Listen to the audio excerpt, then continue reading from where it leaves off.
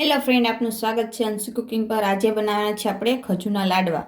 એના માટે આપણે 500 ગ્રામ ખજૂર લીધો છે, ટોપરું સીણેલું સુકાઈ ગયેલું ટોપરું છે, કાજુ બદામ અને આપણે કાજુ બદામને કટિંગ કરી લીધા છે અને ઘી લીધું છે। હવે આપણે ફોલેલો ખજૂર લીધો છે, તો હવે આપણે આને મિક્સરમાં કાઢી લેશું। ખજૂરને આપણે મિક્સર જારમાં નાખી દેશું।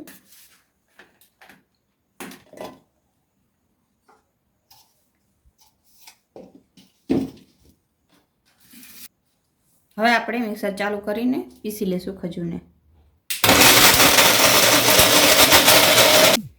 મિક્સર જારમાં આપણે ખજૂર પીસી લીધો છે, તો હવે આપણે ડ્રાય ફ્રૂટ શેકી લેશું ઘીમાં। આપણે 1 ચમચી જેટલું ઘી નાખ્યું છે, એમાં આપણે ડ્રાય ફ્રૂટ શેકી લેશું।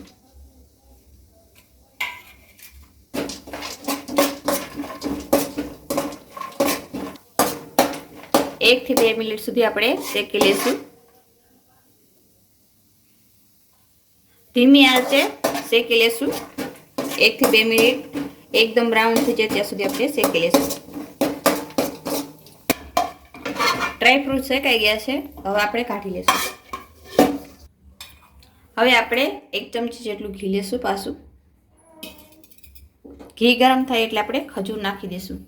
હવે આપણે ખજૂર નાખી દઈશું, સારી રીતે મિક્સ કરી લેશું। ગેસને આપણે ધીમો કરી દઈશું।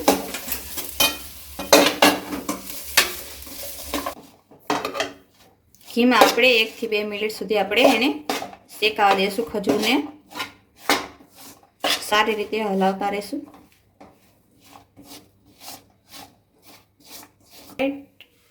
હવે ડ્રાય ફ્રૂટ તળેલા છે એ આપણે આની અંદર ઉમેરી દઈશું।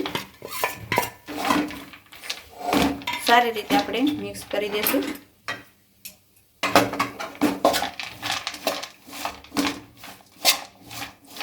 હવે આપણે ટોપરું સીણેલું નાખશું અંદર।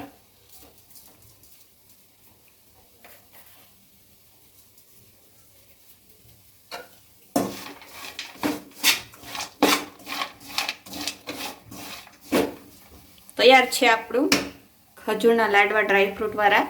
તો હવે આપણે આને લાડવા વારી લેશું। ગેસ આપણે બંધ કરી દઈશું। હવે આપણે લાડવા વારી લેશું।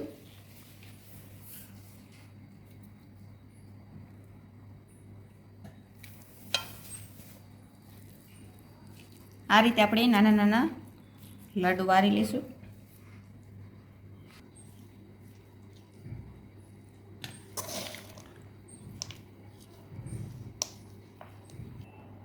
તૈયાર છે મિક્સ ડ્રાય ફ્રૂટ ખજૂરના લડ્ડુ।